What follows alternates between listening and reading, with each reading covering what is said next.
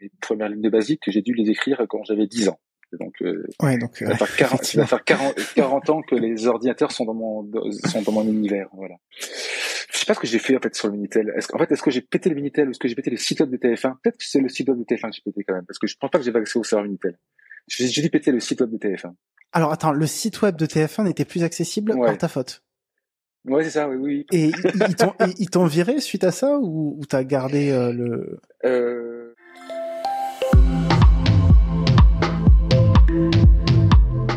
Avant de continuer le podcast, dites-moi, est-ce que certains d'entre vous sont développeurs et souhaitent éventuellement se lancer en freelance, mais ont peur de ne pas trouver leur premier client, ou bien de se planter dans leur choix de statut? Ou peut-être que vous êtes déjà freelance, vous qui écoutez, et vous aimeriez trouver plus de clients, obtenir le 100% télétravail et augmenter votre taux journalier. Si vous avez au moins 2 ans d'expérience, je vous invite à vous inscrire à ma formation gratuite, les liens sont en description. Il y a une formation pour les développeurs salariés et une pour les développeurs déjà freelance. Au menu, 3 techniques pour obtenir le chômage uniquement dans la formation pour les salariés, mais surtout, vous aurez accès à 10 techniques pour trouver des clients même en période de crise, mes secrets pour négocier mon taux journalier et le 100% télétravail, devis signé à l'appui, mais aussi les techniques de manipulation utilisées par les ESN pour faire baisser vos prix, ainsi que plein d'autres choses. Je vous invite à vous inscrire et en plus de ça, vous découvrirez même mon chiffre d'affaires sur 2022 visible sur société.com. On se retrouve là-bas. Bonjour tout le monde, je suis Lilian Alvarez, freelance en développement d'applications mobiles et formateur pour indépendants. Et aujourd'hui, je reçois Gwendal Rouet, né en 1973, a eu son premier ordinateur en 1984, son premier Mac en 1991, ingénieur en informatique, actuellement spécialisé en développement iOS. Salut Gwendal. Bonjour Lilian, et bonjour à tous et à toutes. Et je suis ravi d'être là. Merci pour cette présentation qui met l'accent sur le fait que je suis un vétéran du développement. Exactement. C'est peut-être pour ça que tu... Voilà. C'est pour ça que je voulais t'avoir sur le podcast, exactement. Entre autres choses, est-ce que tu souhaites ajouter des éléments à cette présentation ? Non, je suis effectivement développeur mobile principalement ces temps-ci. Mais oui, j'ai fait un peu de web avant, des choses du Java. J'ai même fait du basique quand j'étais au collège, voilà. Mais non, c'est ça, voilà. Je suis développeur, c'est mon métier. Je l'aime, je le fais depuis longtemps et je compte bien continuer à le faire encore aussi longtemps que possible. Pourquoi est-ce que tu t'es réorienté sur le dev mobile et plus particulièrement l'iOS ? Eh bien, en fait, parce que le développement Apple, je le suis depuis très longtemps, même si je n'ai pas fait que du Mac toute ma vie. Je n'ai comme fait très très tôt mes premiers métiers. En fait, c'était déjà sur Mac, donc avant macOS 10. Donc on parle d'un vieux système. Donc voilà, j'ai eu un amour pour la plateforme. Au début, c'était beaucoup trop cher, donc il a fallu attendre un peu quelques années avant que les prix baissent et que le produit arrive à la maison. Mais oui, j'ai une bonne fidélité aux produits Apple. J'aime bien les produits, j'aime bien la marque, j'aime bien développer pour eux. Et donc, quand l'iPhone est sorti, écoute, ma foi, en fait, c'était l'occasion, en fait, tout un nouveau business, en fait, c'est créé. Oui. Le développement Mac avait un peu de mal quand même à vivre, mais le développement iPhone a été toute une explosion. Donc voilà, j'étais là quand le train est parti. Et voilà, je suis monté et depuis, je suis pas redescendu. Il faut que j'introduise la manière dont on se connaît.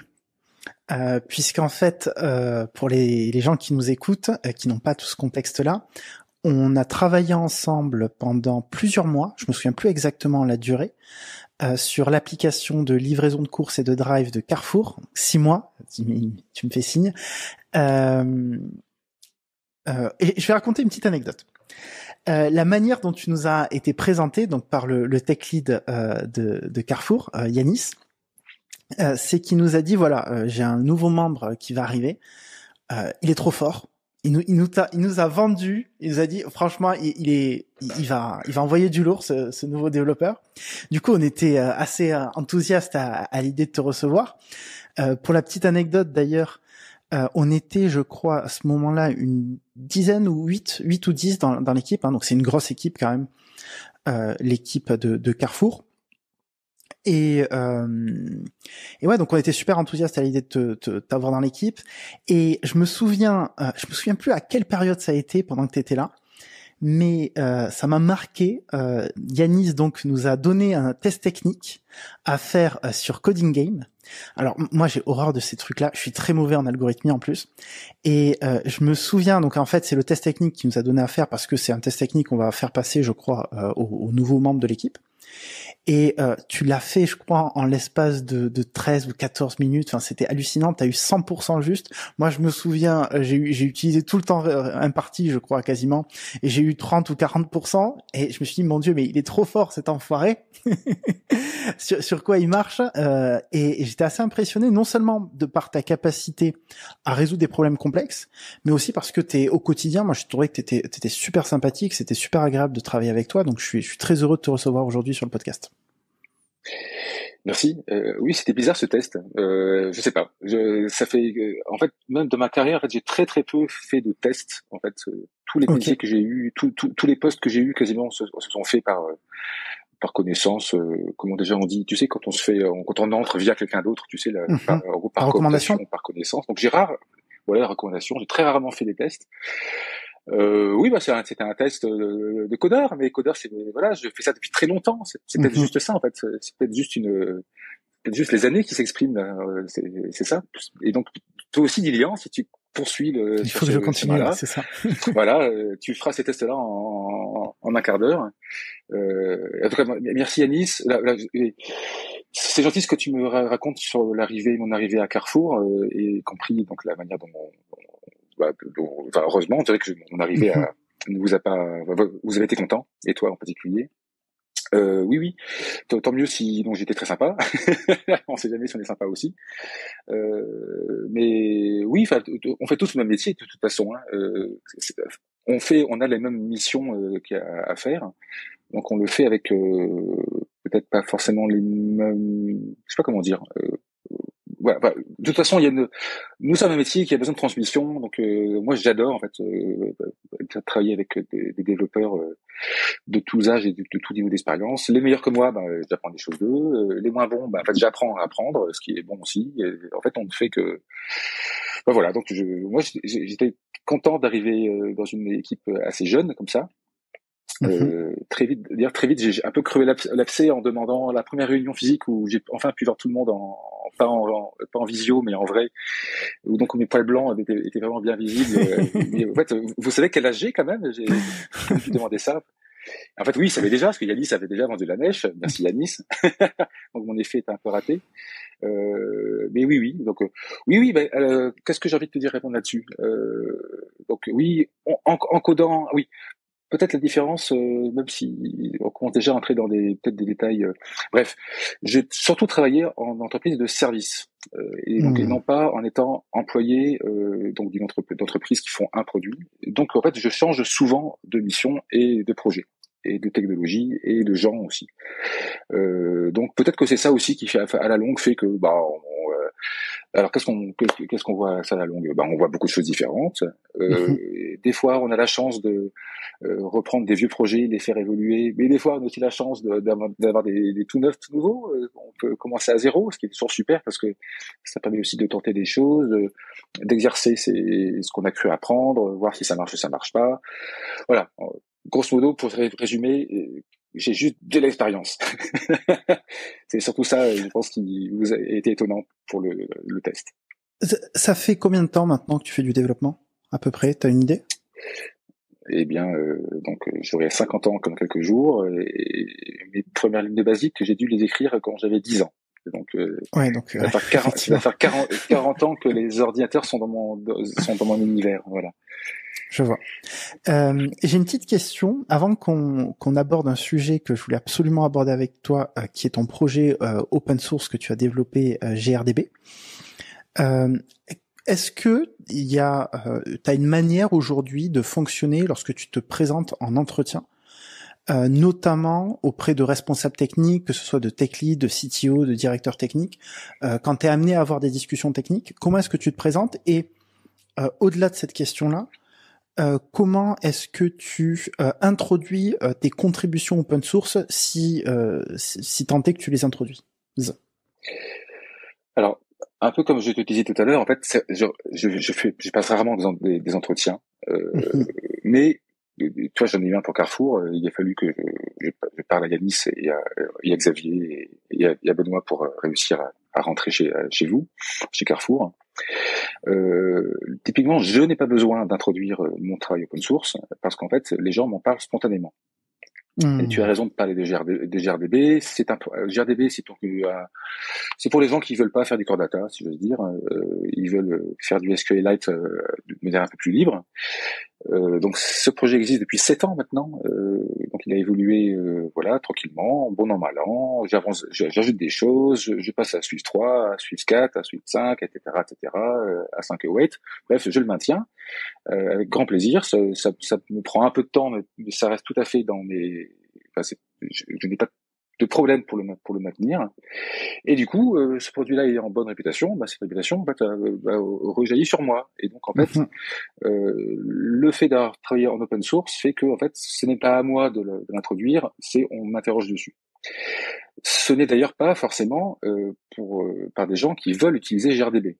En fait, par exemple, pour Carrefour, clairement, c'était un bon point, je veux dire, qui était le fait que je maintienne ça, parce que ça montre que je sais faire des choses et que je sais remplacer Core Data, par exemple, ce qui n'a pas l'air aussi simple que ça. Donc ça montre un peu de compétence si on veut.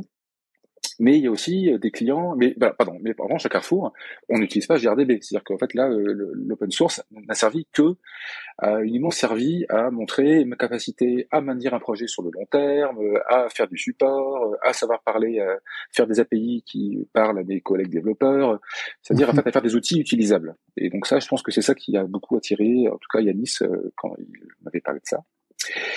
Et j'ai aussi des gens qui viennent me voir directement pour GRDB, c'est-à-dire que j'ai des clients qui viennent me contactent par email ou par GitHub ou n'importe où. Bonjour, on voudrait travailler avec toi parce qu'on a besoin de support GRDB.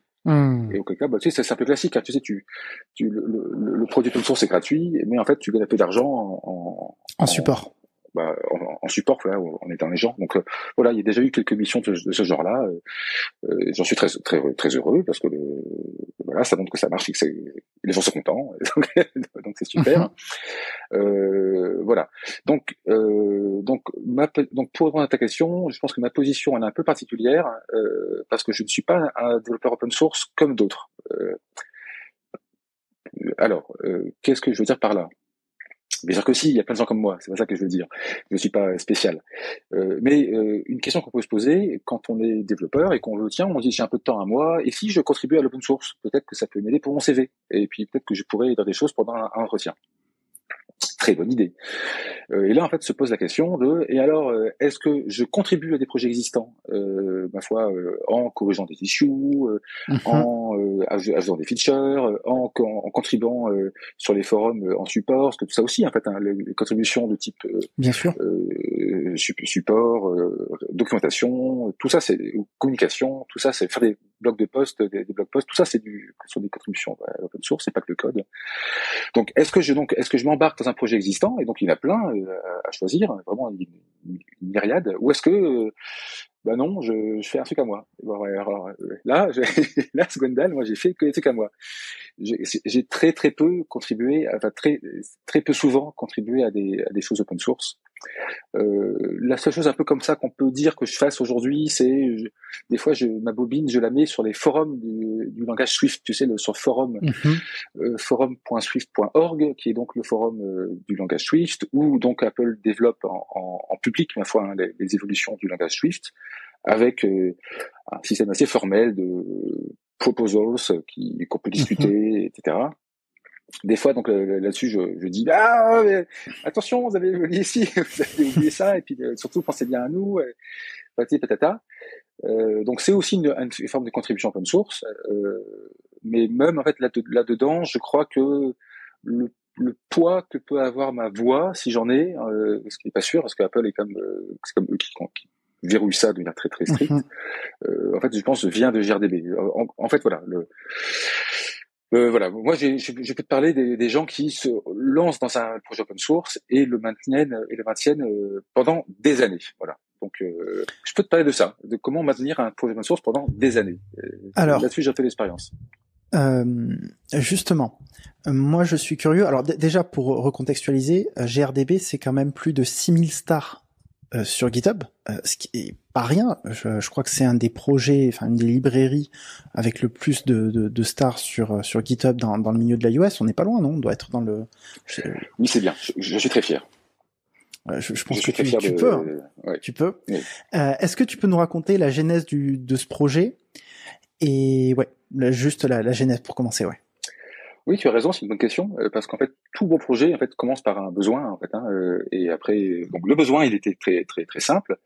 Comme beaucoup de développeurs, sur plateforme iOS, il fallait faire du stockage sur disque des données des utilisateurs, et avec parfois des volumes un peu importants ou des besoins spécifiques. Donc, en fait, Core Data arrive comme solution assez naturelle, parfois pour stocker les choses sur un iPhone ou sur un Mac.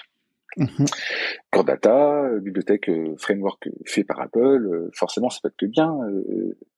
Voilà, c'est plein de gens très bien d'ailleurs en l'utilisant encore. Bref, Core Data est important.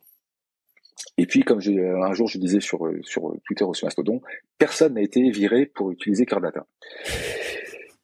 Tu sais, c'est un peu la blague classique que personne n'a été viré pour avoir choisi IBM. Enfin, en fait, on peut dire pareil pour Core Data.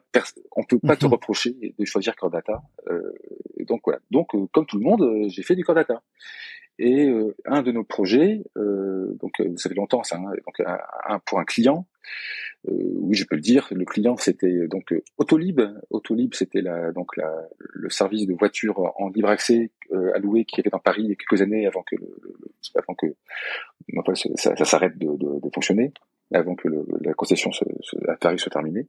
Bref, Autolib avait donc une application grand public qui permettait aux gens de trouver des voitures, les louer, faire tout bref, l'application grand public. Et puis on avait un bug, mais un bug qu'on a traîné, mais on n'arrivait pas à le corriger. Et puis au point que, en fait, le client a commencé par nous menacer. Non mais là, soit vous arrivez à le corriger, soit ça va pas. En fait, vous êtes incompétent, ça va pas. Donc c'était pas un bug, c'était un bug qui arrivait pas très souvent, mais trop souvent, et puis qui était vraiment embêtant. Donc ça allait vraiment pas. Et bon, donc on a fini par comprendre. Une fois que le couteau a été mis sous notre gorge, on a fini vraiment par le regarder de près. On a compris que c'était parce que nous avions mal codé notre manière d'utiliser Core Data. En gros, le fautif c'était bien nous.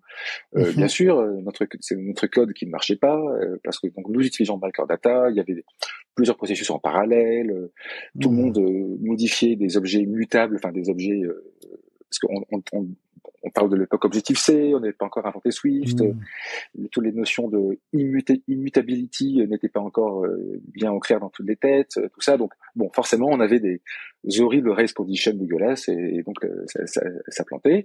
Et donc, la solution, ça a été en fait, pour donc la partie qu'il fallait vraiment isoler, où le bug s'exprimait, en fait, introduire des objets immutables. Et en gros, Core Data nous servait juste à entrer. En fait, après, on faisait plus rien de Core Data et seulement à la fin, on écrivait en gros, on arrêtait d'employer des manage objects ou des manage object context, c'est donc les termes un peu de Core Data pendant, on va dire, une période critique de l'application. Et en fait, cette expérience-là nous a collectivement, dans l'entreprise où je bossais à l'époque, d'ailleurs qui est encore celle où je bosse aujourd'hui, nous a collectivement en fait vacciné contre Core Data. On s'est dit plus jamais on fera de Core Data parce qu'en fait tout va bien jusqu'à ce que ça n'aille pas, ça n'aille pas, et quand ça va pas, en fait l'ampleur de travail à fournir pour en fait corriger le problème. Moi, je suis un garçon en fait très très très gentil. C'est-à-dire que en fait, les applications quand elles grossissent en complexité, parfois tout est bien carré, mais des fois il arrive quand même que les choses soient un peu mélangées et comment dire ça. En fait, c'est naturel. Bien sûr, on finit par on fait du mieux qu'on peut, mais surtout que c'est cher payé. Un petit moment d'inattention dans l'architecture se transforme en bug impossible à corriger. Je trouve que c'est trop cher. Bien sûr, il faut bien architecturer, mais tout le monde fait des erreurs, et donc il ne faut pas que les erreurs soient trop coûteuses. Core Data rend les erreurs très coûteuse. Donc on a voulu cesser d'utiliser. Et donc à l'époque, nous sommes donc passés, pour les autres projets, sur FMDB, qui était donc lui, il a 20 000 étoiles hein, sur GitHub. Voilà, donc c'est une API d'accès en Objective-C à SQLite. Donc très bas niveau, voilà. Vraiment ça fait pas grand chose. Mais là-dessus, du coup, on s'est fait notre propre bibliothèque un peu au-dessus, avec des objets utilisables un peu comme des objets normaux. Puis on était contents et ça marchait. Puis là, on avait des choses immutables, ce genre de choses. On pouvait maîtriser quand est-ce qu'on écrit, quand est-ce qu'on lit. Enfin bref, soudain, en fait, on pouvait, comment dire, raisonner avec le code. Et comme contrairement à Core Data, en fait se mélange tout le temps. Il y a plusieurs contextes qui se parlent entre eux par notification. En fait, tout est toujours un peu mélangé. Avec FFDB, en fait, on arrivait à avoir des modules indépendants. Voilà, qui du coup ne se marchaient pas sur les pieds, et du coup on avait beaucoup moins de bugs de ce genre-là, et nous étions très contents. Avec cette bibliothèque un peu faite maison, donc privée en l'occurrence, là, basée sur FMDB. Puis Swift est arrivé, et puis j'ai eu envie de faire faire la même chose, mais FMDB était en Objective-C, montrer un peu ses limites en Swift. Et le besoin était toujours là, parce que nous, on continuait de faire des applications qui avaient besoin de stockage. Donc, on ne voulait plus faire de Core Data. Nos outils en Objective-C commençaient à montrer ça marchait pas très bien avec Swift. Donc, ok, on va refaire. On a un peu d'expérience faite déjà pour faire ça bien en Objective-C, donc on va pouvoir le faire en Swift. Et donc, c'est parti comme ça. Et avec mon patron, on s'est dit d'accord très vite pour qu'en fait, ce soit public. C'est-à-dire que ce travail-là soit public. Ou alors j'ai dit commencer à le faire dans mon coin, et puis quand c'est arrivé, j'ai dit tiens, en fait voilà, est-ce que il n'a pas vu d'objection à ce que ce soit sous mon nom et public, et de toute façon il était avec moi à travailler dessus à l'époque. Donc même si c'est pas tout à fait vrai, quelques collègues ont contribué aussi, mais voilà,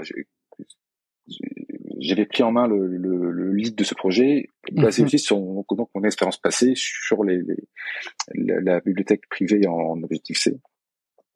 Et voilà. Et c'est comme ça que ça a commencé. Donc le développement s'est donc fait toujours sur mon temps libre, mais je pense quand même que la boîte où je travaille a dû contribuer pour au moins 10%, je pense, du temps passé. Au moins voilà. En toute honnêteté, voilà. Merci Pierre Lys, là où je travaille. Merci d'avoir. Parce qu'en gros, des fois, il y avait des fonctions que je développais pour une application, donc qui était payé sur mon temps de travail, mais ce code-là partait donc de la bibliothèque open source. Tu vois, c'est ce genre de choses-là. Okay. Parce que la librairie en gros a grossi peu à peu en feature, voilà. Et donc pourquoi la bibliothèque a pu grossir en feature? Parce que nous avions des clients qui avaient besoin d'applications, qui avaient besoin de features. Donc en fait, cette bibliothèque aussi a toujours été nourrie au début, les premiers utilisateurs étaient nous-mêmes, nos applications que nous développions pour nos clients. Donc ça nous a permis aussi de toujours assurer que le rôle de la lib soit, comment dire ça, tu connais la règle des trois, the rule of three, comme on dit en... Non. Tu connais pas ça? Dis-moi, raconte. C'est génial, la règle des trois. C'est donc quand tu veux faire alors, tu sais qu'on n'est pas censé répéter le code dans une application quand on code. Il faut pas trop répéter la même chose. Il y a un principe qui s'appelle dry, don't repeat yourself, qui dit que non, faut pas répéter, c'est pas bien, il faut abstraire et donc c'est-à-dire encapsuler la chose dans une il faut refactorer et encapsuler et mettre dans une fonction. Voilà. Et en fait, la règle des trois vient contrebalancer ça. Elle dit non, tu ne refactores pas, enfin tu ne regroupes pas tant que tu n'as pas au moins trois usages différents. Trois vrais usages en fait assez différents pour voir en fait vraiment quelle est la chose qu'il faut vraiment encapsuler. Et donc là, l'idée de ça, de la règle des trois, c'est d'éviter de faire une fonction qui en fait a l'air général, mais en fait ne l'est pas suffisamment. Et en fait, dès qu'arrive un troisième cas ou un quatrième cas, en fait, ça rentre pas dedans. Du coup, tu mets des if. Enfin, en fait, tu pourris ton code au lieu de faire joli. Donc il faut bien supporter un peu de duplication. Et par exemple, trois applications différentes. Et là, en fait, quand je voyais que j'avais le même pattern d'accès à la base de données, je dis, OK, là maintenant, je peux songer à l'extraire dans GRDB parce que j'ai trois applications différentes qui ont eu le même besoin, Je avec vois. des fois un peu de variation qui m'ont permis de voir, OK, d'accord, voilà ce que je dois abstraire. Et ça a très bien marché. Voilà. Donc c'est comme ça que la bibliothèque a grossi peu à peu. Nourri par les besoins des applications que nous développions pour nos clients. Mis à part les clients de la société pour laquelle tu travailles, qui, j'imagine, du coup, vous avez poussé cette solution lorsque vous en avez eu besoin. Est-ce que aujourd'hui, j'imagine que oui, il y a d'autres entreprises qui utilisent cette librairie. Et si oui, pourrais-tu nous en citer quelques-unes? Je te pose cette question, j'ai déjà la réponse. Et voilà. Ouais, du coup, est-ce que tu sais, est-ce qu'il y a d'autres aujourd'hui sociétés qui utilisent cette librairie? Dans quel contexte? Est-ce que tu as des informations par rapport à ça? Et voilà. D'accord. Donc, alors, oui. Oui, c'est utilisé. En fait, je n'ai aucune idée du nombre d'applications sur l'App Store qui l'utilisent. Ça, je peux pas te dire ça. J'en sais rien. Peut-être que c'est possible. J'ai pas cherché. Voilà, je n'ai juste pas cherché à ça. Avant d'arriver à ce que tu sais, je veux dire merci aux early adopters parce que en fait, dès qu'on fait une bibliothèque open source, il y a ce qu'on appelle des early adopters, donc des gens qui viennent l'essayer, renifler un peu avant qu'on ait 6000 étoiles sur GitHub, quand il n'y en a encore que 3, en fait, il y a déjà des gens qui viennent. Oui. Et à eux merci beaucoup parce que en fait ils trouvent des bugs, ils ont des idées, voilà, c'est génial. Mais après, pour revenir à, peu à peu, le temps passant,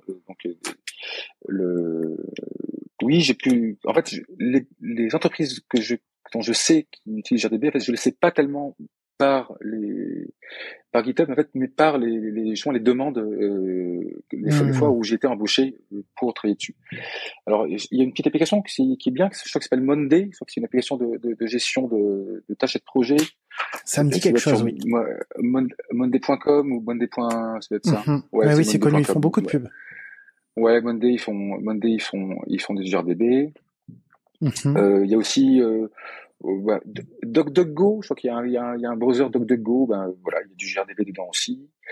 L'application Signal, l'application Signal de communication, emploie GRDB pour stocker les messages, parce que GRDB marche aussi avec SQL Cypher, qui est la version chiffrée donc de SQLite. Donc voilà, ils ont pu faire ça. Voilà, avec Signal, j'arrive là dans les applications un peu les plus connues que j'ai en tête là, qui utilisent GRDB. Mais oui, je suis content aussi, même si en fait t'as un petit peu vendu la mèche en disant que tu savais. GRDB donc tourne dans iOS et dans macOS, c'est-à-dire que Apple l'utilise dans le système. Donc je suis archi content. Donc j'ai découvert ça parce qu'il y a des gens qui, dès qu'Apple sort un nouveau SDK, ils vont regarder tous les petits symboles, les strings partout dans l'OS pour voir ce qu'il y a dedans. Et en fait, des choses de GRDB apparaissent dedans. Donc depuis iOS 15.3, voilà, en fait, la bibliothèque ship dans l'OS. Alors, ça ne veut pas dire qu'elle est utilisable par les applications. C'est un framework dit privé, utilisé par les applications d'Apple. Mais néanmoins, voilà, ça montre bien que Apple a trouvé, des gens d'Apple en tout cas ont trouvé pertinent d'utiliser GRDB dans le système. Il faut pas non plus, je suis fier, mais il faut quand même aussi garder Apple la tête froide. En fait, Apple fait ça souvent. Donc tout à l'heure, je citais FMDB, donc comme bibliothèque Objective-C d'accès SQLite. FMDB aussi était dans le système. En fait, Apple utilise en fait pas mal d'outils open source. Comme ça, bien sûr, c'est très agréable de savoir qu'on est dedans parce que ça montre qu'on a au moins passé un cap de qualité.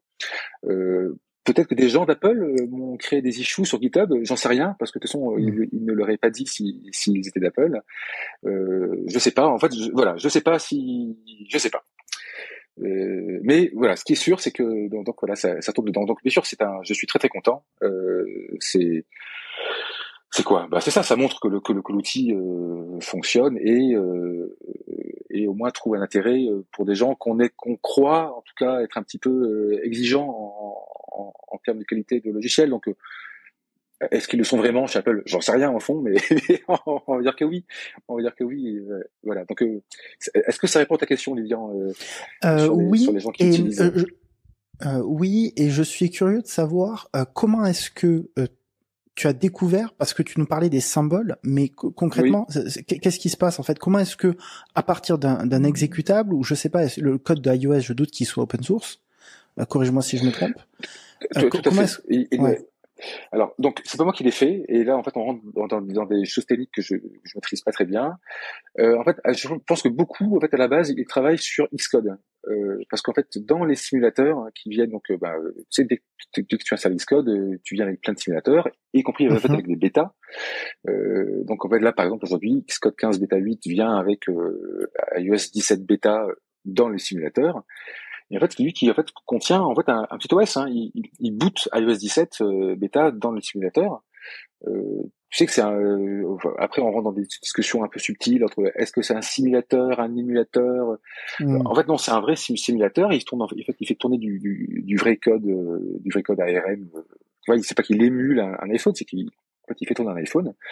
Et donc en fait, quand tu cherches dans library développeur dans les bons dossiers, tu tombes donc en fait sur le iOS 17 bêta et tout est là.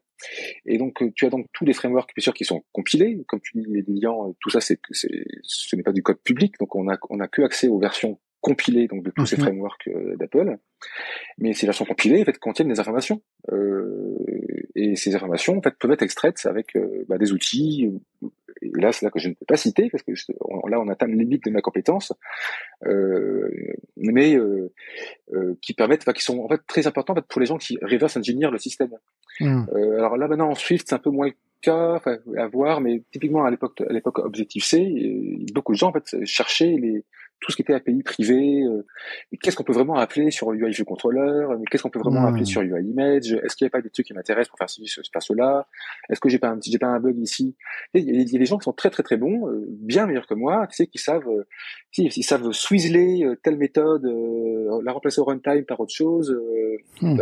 En gros, il y a des gens qui ont besoin de savoir quels sont donc tous ces symboles qui viennent dans un système pour résoudre des besoins très précis.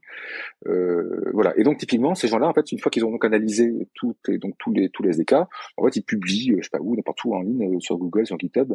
Je veux dire qu'on trouve tout ça. Et donc je suis tombé dessus par hasard. Tiens, on parle de JRDB dans le SDK. Donc à l'époque c'était pour SiriKit. Voilà, SiriKit Ok. utilisait JRDB. Maintenant il y en a plus qui l'utilisent. Voilà, mais donc voilà. Mais donc le comment on le fait, je peux pas te dire. Mais oui, tous les ans, des gens regardent de près les SDK parce qu'il y a des besoins des fois. Enfin voilà, des fois il faut savoir ce qu'il y a dans les tripes de la bête, si j'ose dire.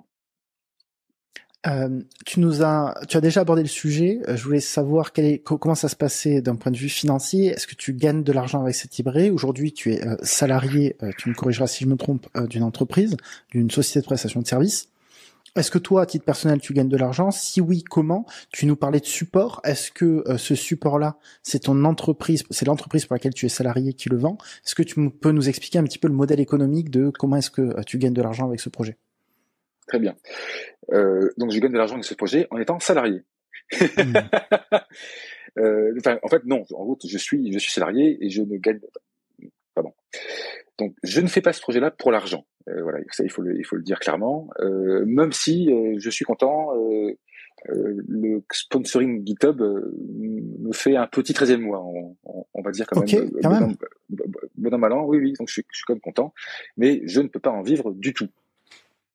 Je pense aussi que le temps que je passe dessus, je pense en fait n'est pas compensé par ce sponsoring-là. Hmm. Euh, je passe pas dessus un temps infini, mais quand même, il ne m'a pas posé de problème de ma vie familiale, Bien sûr. voilà, et puis je n'ai pas à en faire trop, mais néanmoins, voilà. Euh, alors aussi, il me paye aussi de manière directe parce que une autre manière dont il me paye de manière indirecte, c'est si jamais donc un client vient voir ma boîte de service, enfin la boîte de service pour laquelle je travaille, donc Peerless, et donc il m'a contacté moi directement pour GRDB. eh ben ma foi, mon petit patron me donne une petite prime d'apport D'accord, d'affaires. quand C'est-à-dire même. que Ok. voilà, donc c'est ce qui est bien aussi.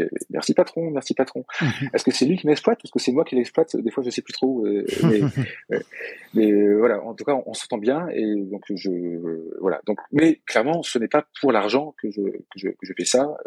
Et d'ailleurs, ce n'est que très récemment que ça a fini par me donner un peu d'argent. Le sponsoring, j'ai dû le mettre en place D'accord. il y a peut-être 2 ans, 3 ans, c'est tout. Et les clients qui viennent me voir pour travailler dessus, pareil, ça a dû commencer depuis 2, 3 ans.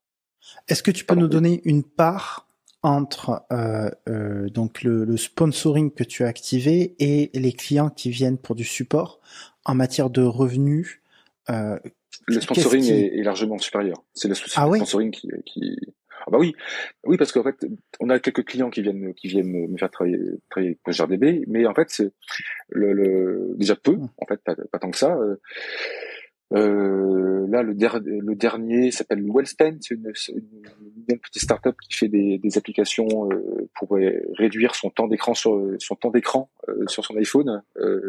Allez utiliser Wellspend, ils sont gentils et ils utilisent GRDB. Monday aussi, donc Monday dont on parlait tout à l'heure est venu me voir pour ça. Mhm. Mais en fait, ce sont des missions très courtes, parce que ce sont des missions de conseil en fait pour vérifier si ils ont bien setupé la manière dont ils utilisent la base de données. C'est Je pas des vois. missions de features, ce sont jamais des missions très longues. Donc, en tout cas pour l'instant, en tout cas, croisez les doigts, appelez-moi. Hein, Lilian Mhm. mettra mon email quelque part. Bien Si sûr. vous voulez de l'aide pour GRDB, appelez-moi. Mais voilà, donc du coup, le sponsoring me fait gagner plus d'argent. Mais enfin, oui, donc c'est important. Ça fait plaisir. Je vais pas Bien sûr. nier le fait que ça fait. Bah, Bien sûr que ça fait plaisir. évidemment. Et en termes de pourcentage, t'as une petite idée? Ou aucune aujourd'hui? Le sponsoring Euh, et versus le support? non, j'ai pas d'idée, mais il est écrasant. Ah Mais ouais. je te dis, Et on parle. Attends, non, non, non, non, non, non, t'as raison, non, non. Pardon, excuse-moi. Je pense que j'ai dit des bêtises. Donc, alors, je ne sais pas. Voilà, je n'ai pas tu ne sais pas. vérifié. Ok. Je ne sais pas. Il faudrait que je compte. Mhm. Attends, réfléchissons quand même un petit peu. Euh, non, je pense que le sponsoring reste majoritaire Majoritaire. aujourd'hui. D'accord.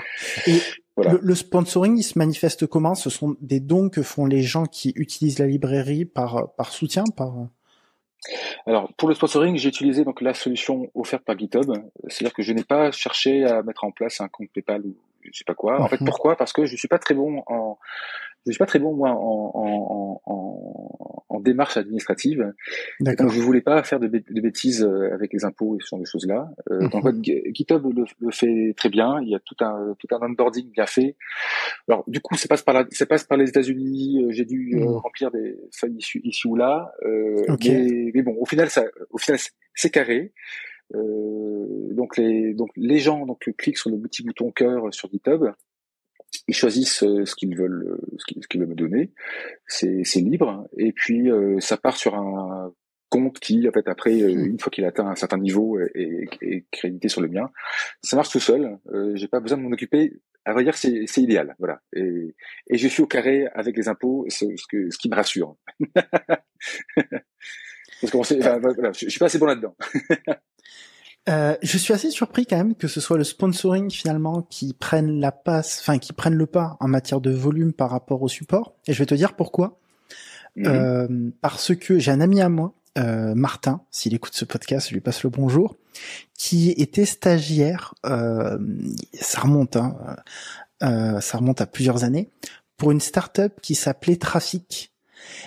Trafic, Traeffic, je crois, ou IIK plutôt. Je crois qu'il y a un F et IK. Bref, ils font un système, alors je maîtrise pas trop, c'est côté back-end de load balancing. Et c'est un projet open source qui est extrêmement visible, je crois. Et eux, leur modèle économique, ils ont levé plusieurs millions. Leur modèle économique, de ce que m'avait expliqué mon ami Martin, c'est qu'ils se basaient quasi exclusivement sur un système de support. C'est-à-dire qu'il y avait des entreprises qui souhaitaient mettre en place le système qu'ils avaient développé, et ils les aidaient à mettre en place ce système-là. Et j'ai l'impression que c'est une manière de se rémunérer sur un projet open source qui est assez classique finalement. C'est OK, j'ai développé une solution, de toute évidence, elle répond à un besoin fort, elle est peut-être meilleure que celle qui existe aujourd'hui, les clients l'identifient, hop, ils la mettent en place, ils ont des petits soucis, des bugs, ou parfois ils veulent, voilà, parce que ce sont des pros, ils ont les moyens, ils vont payer l'équipe, etc., pour que ce soit tout carré. Et peut-être aussi, pardon, ils vont vouloir aussi influencer les nouvelles API qui vont être mises en place par rapport à cette librairie. Donc ils vont payer, ils vont dire bah voilà, mettez-nous cette API là, on aimerait Oui. qu'elle soit développée quoi. On en a Oui, besoin. tout à fait. Donc bravo à eux, c'est très bien. Enfin, il faut féliciter ce genre d'initiative, surtout quand ça fonctionne.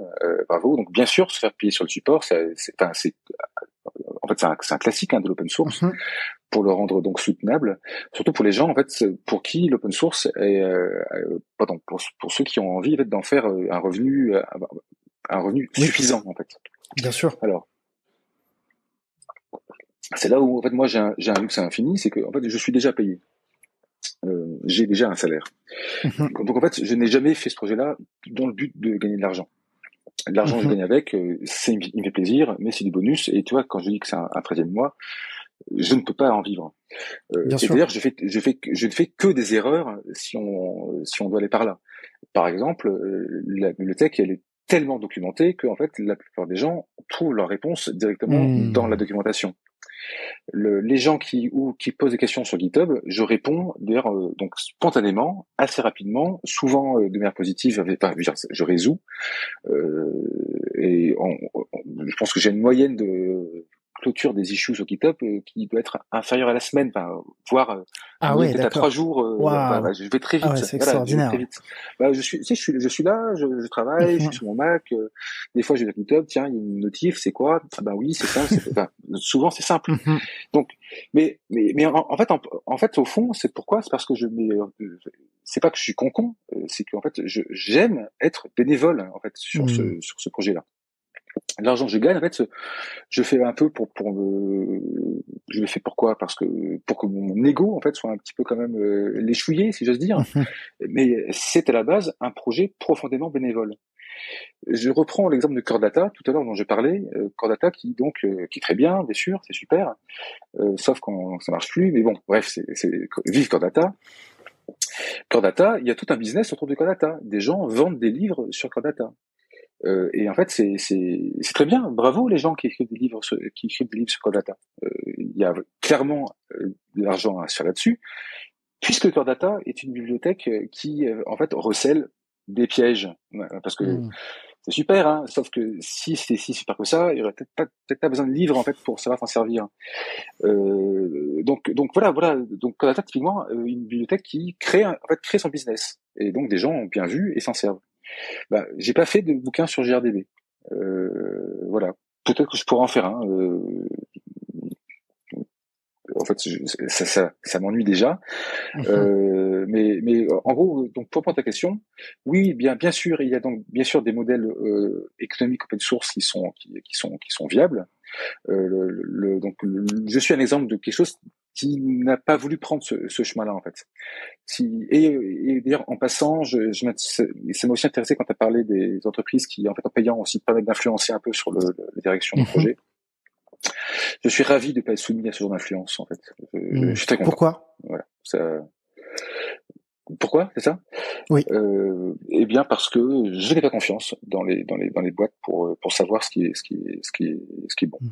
Voilà, simplement. Je veux, pour l'instant, enfin, disons que pour l'instant, mon petit doigt, mon petit nez a fait que la ligne marche pas si mal.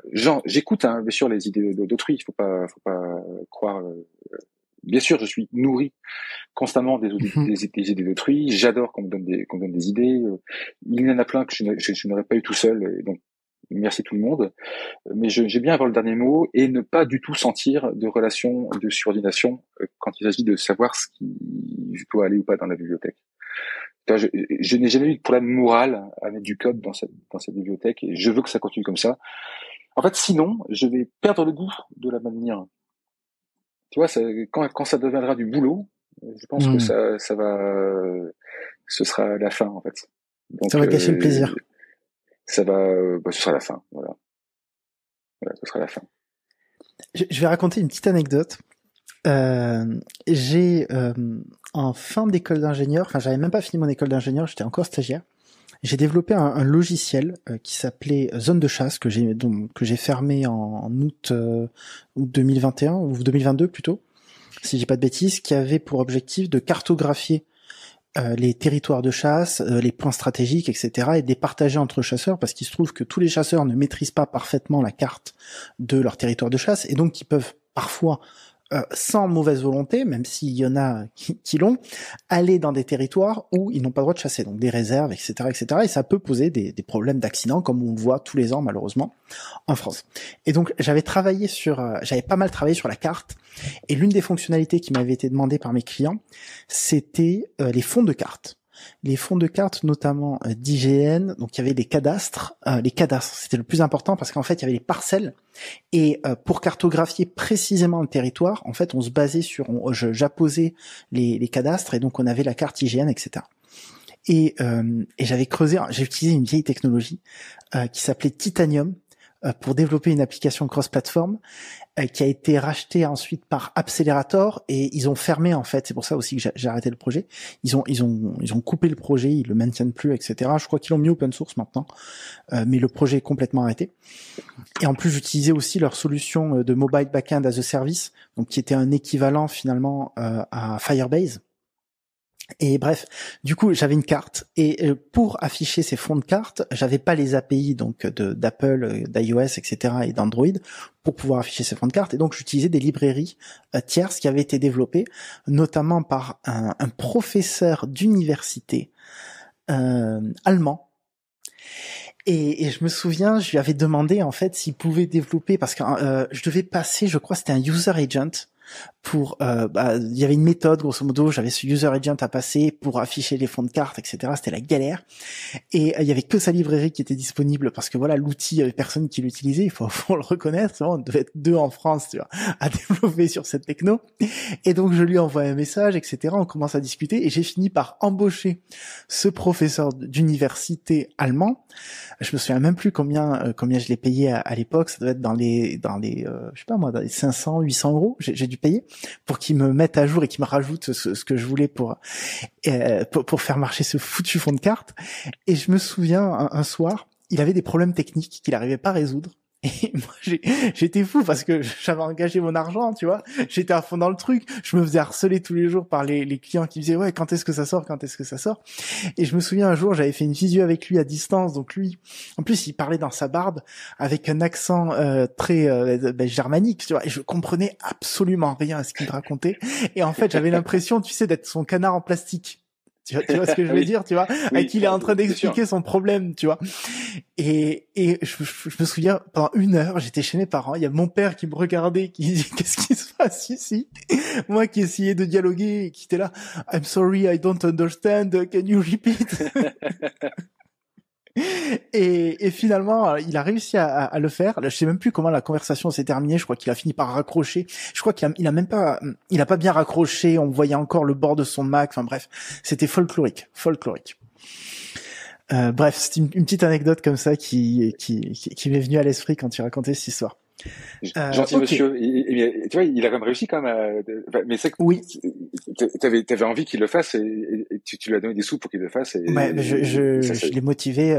Voilà, on a négocié, et je l'ai payé et il a fini par arriver à le faire. Voilà.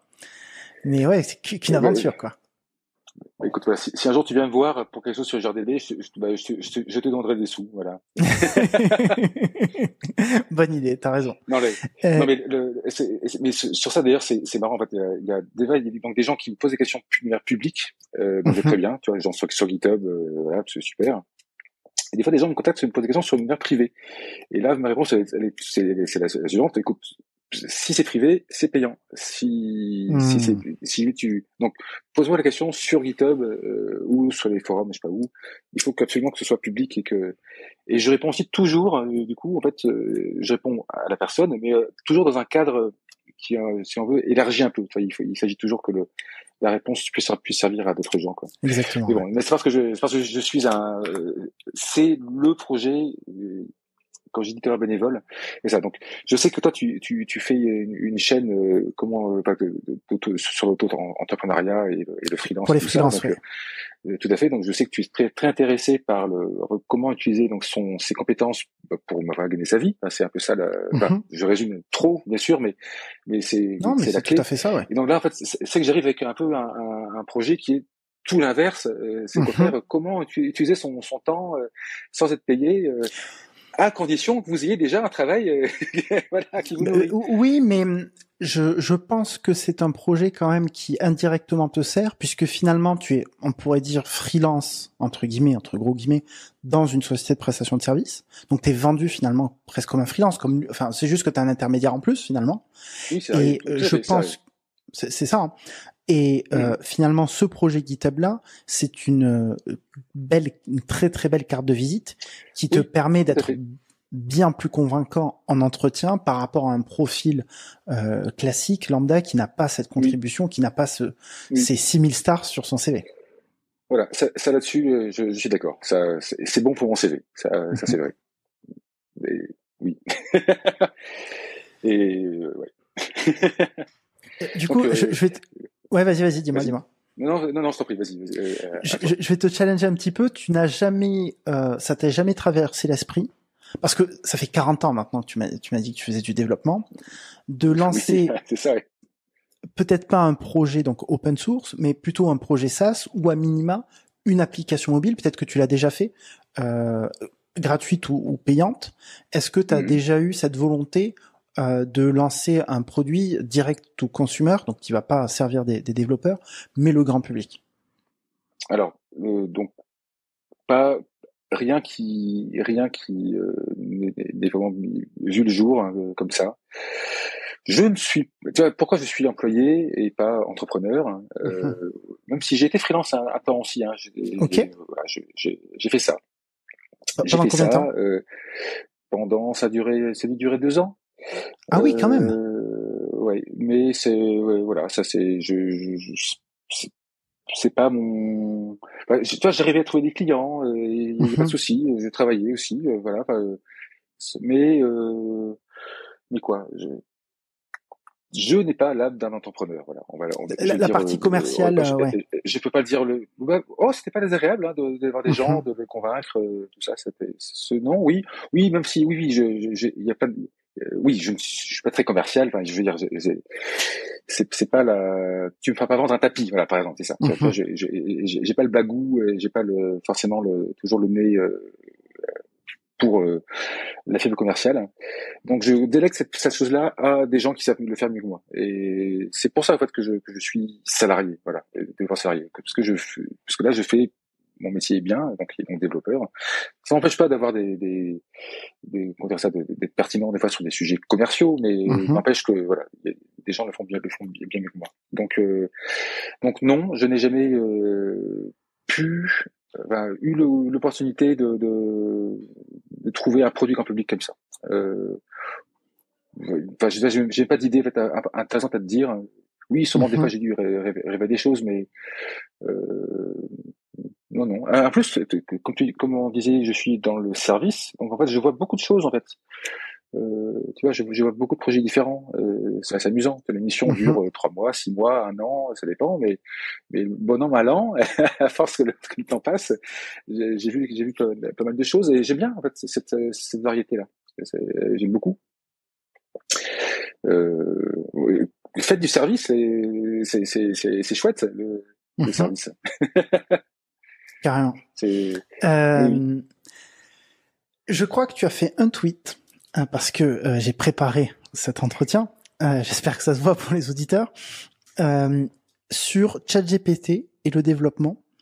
Est-ce que tu as creusé un petit peu le sujet? Est-ce que tu as mis les mains dans le cambouis avec ChatGPT? Est-ce que tu as un avis dessus? Est-ce que ChatGPT va remplacer les développeurs? Est-ce que ça va les aider? Est-ce que tu penses que c'est un outil qui est pertinent aujourd'hui à utiliser en tant que dev? Si oui, sur quel sujet? Est-ce que tu as un retour d'expérience particulier à nous faire sur l'outil? Ouais. Alors, en fait, j'ai donné une bonne expérience parce que c'est ça qui est intéressant. Parce que oui, ChatGPT est là et il est là pour rester. Donc autant parler des choses pour lesquelles il peut être utile. Donc moi je le vois en fait comme un super stagiaire. En gros à qui on donne des choses en fait et qu'on n'a pas le temps ou pas envie de faire. Et puis le stagiaire il aurait travaillé pendant une demi-heure ou une heure et puis là en fait il bosse pendant quelques secondes. C'est ChatGPT donc c'est cool. Donc ça peut être pour du code. Quoique là-dessus mes expériences n'ont pas été assez concluantes. Mais en revanche c'est très bien pour des questions générales. Par exemple, demande-lui quand je dois quels sont les sujets dont il faut tenir compte pour la sécurité d'une application iOS. Tu peux demander ça à ChatGPT. En fait, il va te donner plein de points et en fait, ça va pas te répondre parfaitement, mais en revanche, ça va quand même te donner une première liste qui va te permettre après d'aller creuser et d'aller trouver autre chose. Voilà. En fait, pose-lui des questions un peu en fait, de secrétaire entre guillemets, sans vouloir dire mal des secrétaires. Je trouve génial pour les sujets de secrétariat ou peut-être pour préparer une réunion. Toi, il y a un des clients qui m'a fait travailler sur GRDB. En fait, il voulait me poser des questions, mais il ne savait pas quelle question poser. En fait, il a demandé à ChatGPT quelle question poser à Gwendal. Et en fait, c'était des super questions. Toutes n'étaient pas parfaites, mais toutes nous ont donné une bonne discussion après entre humains. Donc oui, il faut s'inscrire à ChatGPT, il faut l'utiliser. En fait, dès qu'on tourne un peu en rond sur une question, on sait pas trop comment l'aborder. Dès qu'on voit qu'on passe trop de temps sur une question toute bête et que Google ne donne pas la réponse, en fait, il faut pas hésiter à essayer sur ChatGPT. Souvent, il a pas forcément la réponse, mais des indices qui peuvent nous faire gagner du temps. Donc oui, moi j'adore. Pour ce qui est du code, je ne sais pas encore très bien. Visiblement, les gens sont ravis avec VS Code. Dire Visual Studio pour Mac s'arrête, je crois. Microsoft vient de tuer Visual Studio, donc je sais plus maintenant comment faire du Copilot sur mon Mac. Là, voilà. Mais je l'ai pas encore tellement utilisé, donc là-dessus je sais pas. Mais oui, ChatGPT, c'est le stagiaire rêvé, le stagiaire qui répond en quelques secondes au lieu de répondre en 2 heures. Chez Carrefour, avec un collègue à moi, Mickaël, j'espère qu'il écoutera ce podcast, on a été amené à travailler sur une problématique au niveau des pages produits, où on avait énormément de cas. Je me souviens plus exactement le nombre de cas qu'on avait en fait à gérer et donc qui changeait la UI à chaque fois. Peut-être 12 ou 20 cas, je me souviens plus exactement. Et en fonction des produits alimentaires, non alimentaires, etc., peut-être une vingtaine de cas. Et il avait développé un algorithme qui avec un sorte de modulo qui tournait et à chaque fois qu'on sortait de la page, revenait, ça faisait un cas différent. Et on a copié-collé ce code-là sur ChatGPT 4.0, je crois que c'est la dernière version payante, en tout cas à l'heure où on tourne ce podcast en septembre 2023. Et on lui a dit voilà, à partir de ce code, fais-nous un JSON. Et alors, on a dû s'y reprendre à plusieurs fois, hein, ça n'a pas été magique, etc. Mais moi je trouve ça quand même extraordinaire. On lui a donné un bout de code et on lui a dit bah, vas-y, construis-nous ce JSON. On l'a aidé à te dire attention, ce paramètre-là c'est pas bon, ce paramètre-là tu l'as oublié, etc., etc. Et ben mine de rien, on a réussi à générer les JSON qui nous ont permis en fait de faire derrière des mocks pour cette fonctionnalité-là. Je trouve ça quand même assez je trouve ça vraiment pas mal, quoi. Oui. Ah oui, c'est super. Oui, oui.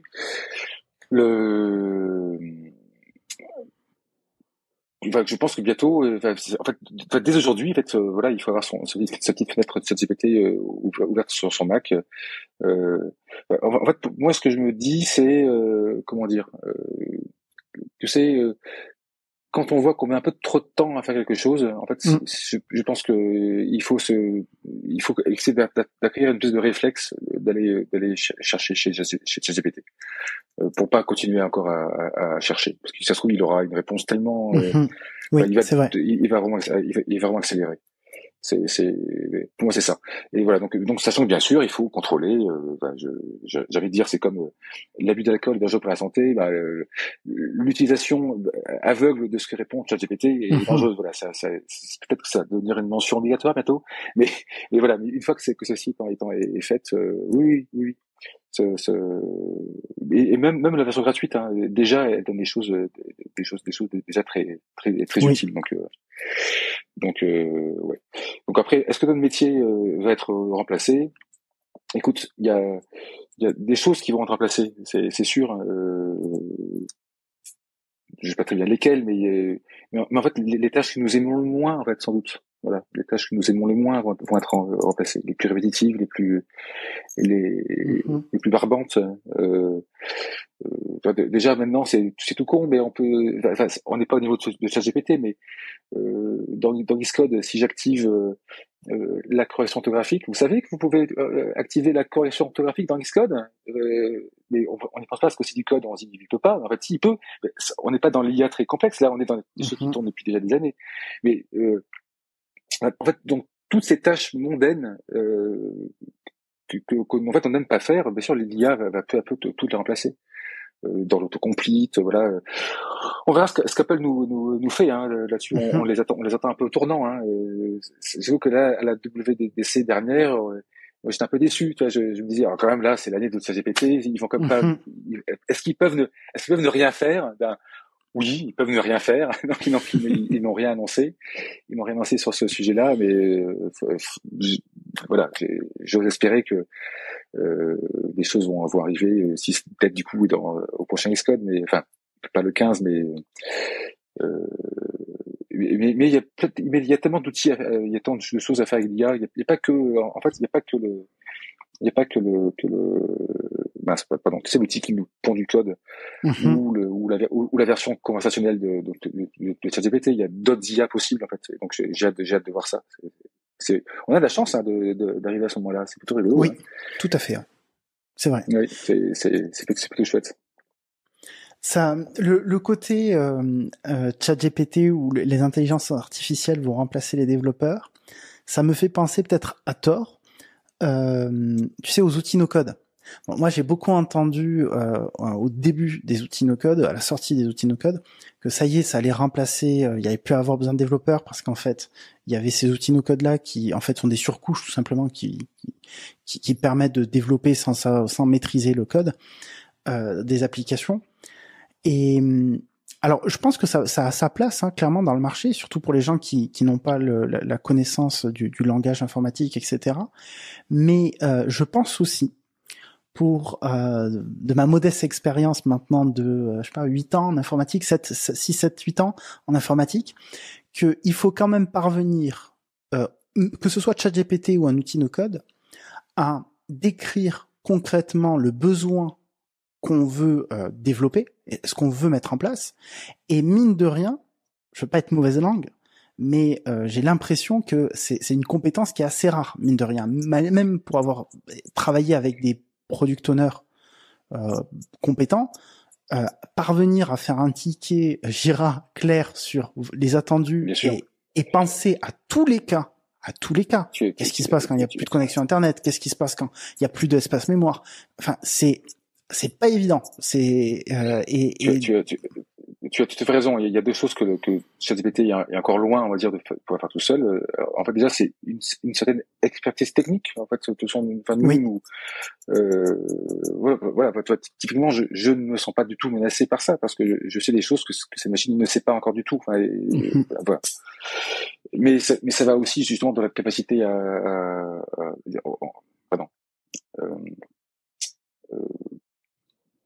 architecture son application, enfin la montée, savoir séparer les tâches dans l'équipe. Tu vois, est-ce que ChatGPT va savoir comprendre que il faut que cette tâche peut être parallélisée en deux, en trois. Mhm. Comment la paralléliser en deux, en trois, c'est des choses qui sont sûrement encore un peu hors de table pour lui.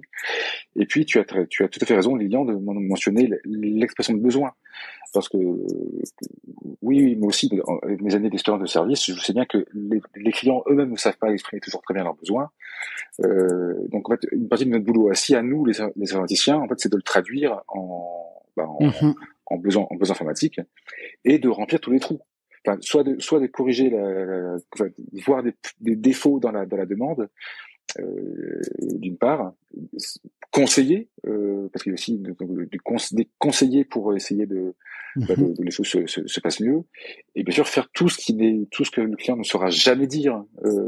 Par exemple, c'est tout bête, mais tu verras jamais qu'un client ou même pardon, tu verras très peu souvent des gens parler des erreurs. En fait. Qu'est-ce qui se passe en cas d'erreur? Ce sont des sujets qui sont en fait les gens n'y pensent jamais, mais nous développeurs on doit tout le temps y penser.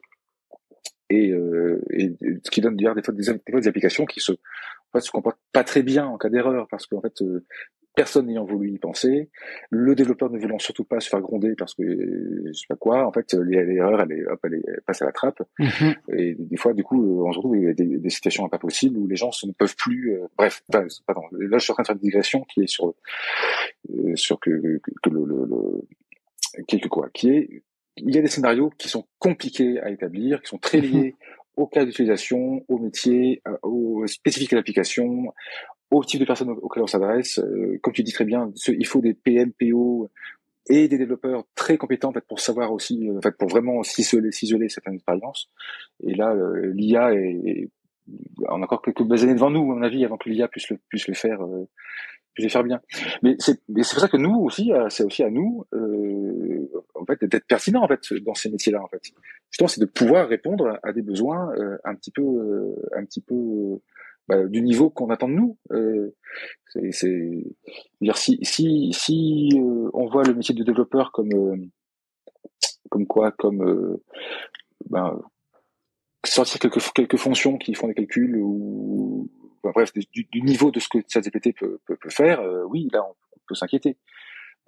Mais si on aime bien notre métier, si on voit qu'il est donc dans on fait partie d'une application, on perçoit donc la plateforme autour, les usages de la plateforme, les gens à qui on va s'adresser. L'application, on la fait pas pour nous, on la fait pas pour l'ordinateur, on la fait pour les gens qui vont utiliser l'application, tout en la faisant pour le client qui nous embauche. Mais on a un peu de maître là-dessus, mais il faut quand même penser aux gens. Il y a que nous, en fait, des fois, à penser à eux quand on code certains scénarios. À quoi je pensais encore Pardon. Oui, donc il faut penser aussi au futur. On fait pas une application pour qu'elle tourne maintenant. Il faut aussi un peu qu'elle soit maintenable dans le temps. Enfin, il y a tout un tas de dimensions. J'ai pas de dimension sociale. Il faut aussi coder pour un certain public, y compris un certain public de développeurs. On code pas pareil dans une équipe où tout le monde tout est très débutant, puis dans une équipe où on a que des thésards en informatique. C'est pas le même type de code qu'on écrit. Enfin, il y a tellement de dimensions, donc il est donc essentiel que en fait nous individus, nous développeurs, en tout cas dans la phase où on est développeur, ma foi, nous ayons une valeur ajoutée, qui est une valeur ajoutée d'être humain, hein, voilà, qui est donc tout ce qu'on sait, ça fait les IA, et c'est beaucoup, voilà, et en fait toutes ces compétences s'appliquent dans notre code. Voilà, on croit que ChatGPT c'est tout, or il sait beaucoup de choses, mais nous en savons en fait combien de gigas, dans combien de gigas tient le modèle de ChatGPT? Enfin, on est en gigas. J'en ai aucune idée. Enfin, on est dans un ordre de grandeur du gigaoctet, donc ou de la dizaine de gigaoctets. Je pense qu'on a plus d'informations dans notre cerveau, voilà, c'est ça. Donc c'est aussi à nous de mettre en œuvre en fait ces choses qui sont dans nos cerveaux. Voilà. Développeur, ça veut pas dire qu'on pisse du code. Développeur, c'est en fait nous sommes dans un métier qui s'appelle développeur. Le métier vient avec toutes des choses qui vont avec un vrai métier.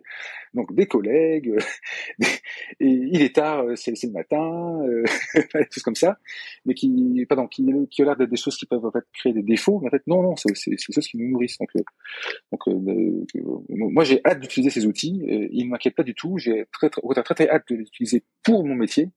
Voilà, et je crois pas que si on fait notre métier correctement, voilà, on n'est pas en danger. Si on est bien sûr, si on est un imposteur, ça va finir par se voir et ChatGPT va finir par coder mieux, voilà. Mais c'est parce qu'on est un imposteur, mais voilà. Dans ce cas, c'est normal en fait qu'on se fasse jeter par ChatGPT.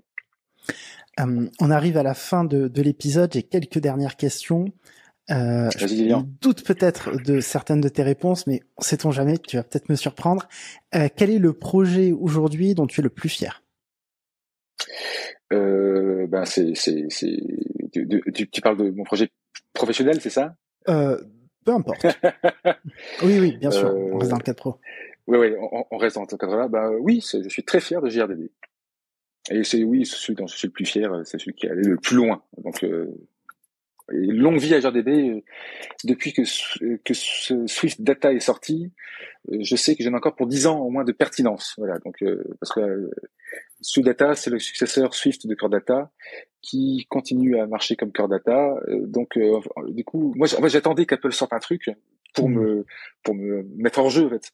Oui. Mais non, en fait, ils viennent de me redonner 10 ans de pertinence. Donc, je suis ravi. Voilà, c'est GRDB dont je suis le plus fier. Est-ce que tu as une petite anecdote rapide à nous raconter sur ta pire expérience en tant que développeur iOS? Ou que développeur tout court d'ailleurs. Ouais. C'est pas la pire, mais elle est drôle. Donc je suis premier jour de boulot ou deuxième jour de boulot, je crois. Donc j'étais chez Publicis Technologies. Alors je sais pas comment ça s'appelle maintenant, ça a changé de nom. C'était la Publicis, le grand groupe de publicité, a une filiale qui s'occupe donc de tout ce qui était technique, serveur, hébergement, web, tout ça. Je faisais beaucoup de web. Et il faisait aussi du Minitel. Vous savez, tu sais le Minitel, parce que je suis tellement vieux, mais à vrai dire, c'était déjà has-been à l'époque, mais ça existait encore. Il y avait encore des Minitel. Et donc, mais là, alors, je crois que je bossais sur si, c'est ça. J'ai pété le Minitel de TF1. Tu sais, TF1, le TF1, quoi, la télé. Donc, je l'ai fusillé, voilà, dès que j'arrive. Donc, je suis très content. L'ingé système qui était là, qui me chapeautait, est resté hyper calme. Il m'a dit, écoute, c'est parfait. On va aller à la salle des machines. On va voir comment on récupère les backups.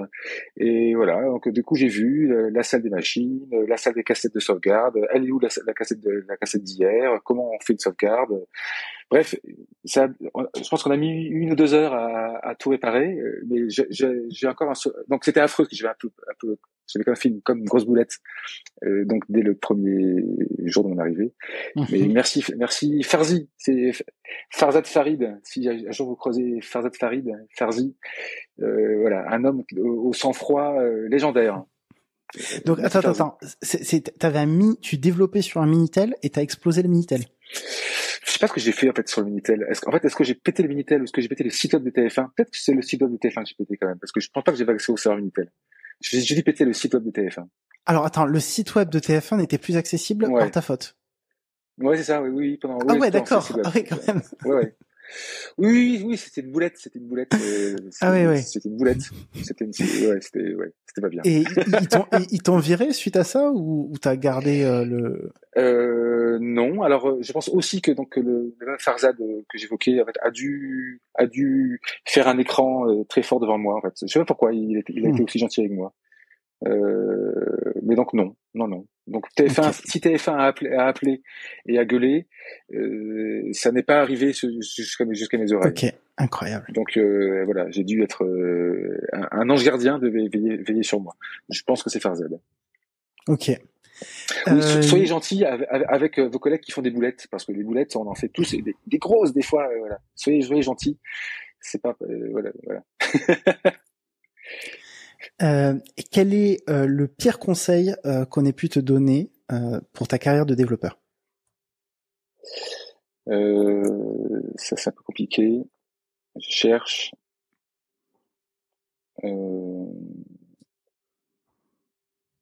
Non, je pense que j'ai eu en fait beaucoup de chance dans ma vie sur les gens que j'ai rencontrés. On m'a pas mis dans des mauvais. Dans les gens, j'avoue que j'ai un petit blanc. J'ai souvent fait des choses inutiles, mais c'est pas mauvais. C'est pas forcément mauvais. Quel est le meilleur conseil qu'on ait pu te donner? Alors, c'est pas un conseil qu'on m'a donné, mais c'est une chose que moi j'aime bien voir. J'aime bien percevoir chez des gens. Alors, tout à l'heure, je disais que je n'étais pas entrepreneur, mais j'en fréquente forcément parce que je vois mon patron et puis mes clients. J'aime la persévérance. La persévérance, c'est une chose que j'apprécie beaucoup et j'essaie de l'être sur les choses voilà où je peux. Donc, mon conseil, c'est celui-là. Soyez persévérant. Même que les choses se passent pas très très bien, on peut être fatigué, tout ça. Voilà. C'est toujours des. voilà, j'ai envie d'encourager la persévérance dans le monde. Ça veut pas dire l'obstination, c'est pas ça. C'est juste voilà, un peu de persévérance pour apprendre des choses ou pour n'importe quoi. Est-ce qu'il y a une question que je ne t'ai pas posée que tu aurais aimé que je te pose? Prends le temps de réfléchir. Oui. Alors, il y a une question que je pensais que tu allais me poser et que tu ne m'as pas posée. En fait, je suis content que tu ne l'aies pas posée. Pourquoi? Parce que c'est pas un sujet qui m'intéresse. Parce que quand nous travaillions ensemble à Carrefour, il y avait tu aimais bien le sujet d'architecture d'application. Tu sais, est-ce que je fais du Viper, du MVVM, du MVC, du je sais pas quoi, du machin, tout ça. Et c'est vrai que ce sont des sujets qui en fait qui sont, j'allais dire, un peu inévitables, surtout quand il s'agit de trouver un vocabulaire commun pour parler avec ses collègues. Cependant, il m'ennuie au plus haut point, et donc je suis content que tu m'aies pas interrogé là-dessus parce que en fait c'est pas que je m'en fiche, hein, mais voilà, je t'aurais répondu que je m'en fiche. tu es agnostique par rapport à l'architecture logicielle? Est-ce que ce sera un terme qui... C'est ça. Le mot agnostique est très bien. Du moment que si j'ai mis un problème, je peux écrire un test pour vérifier que ça arrive plus, je suis content. En fait, moi, ce qui m'intéresse, c'est le but, pas tellement le moyen. Voilà. En fait, le but, parlons du but, mais les moyens pour y arriver, il y en a tellement que voilà. Et donc, en fait, typiquement, les termes d'architecture font partie de la couche moyen et pas de la couche but. Parlons du but, et une fois qu'on s'est bien entendu sur le but, on peut parler du moyen, sachant que on a compris que ce n'est plus ça le plus important. Ce qui était important, c'était les buts à atteindre. Voilà, testable, je sais pas quoi. On peut travailler à 15. Enfin, il y a plein de buts. Et tu vois, mais là, j'ai une application toute neuve que je commence. Je code très très naïve. Hein. Je me dis juste, ok, est-ce que je pourrais extraire si j'ai besoin? Oui. En gros, je m'imagine en train de refactorer pour extraire. Si je me dis oui, c'est bon, c'est refactorable, je suis content, ça me suffit.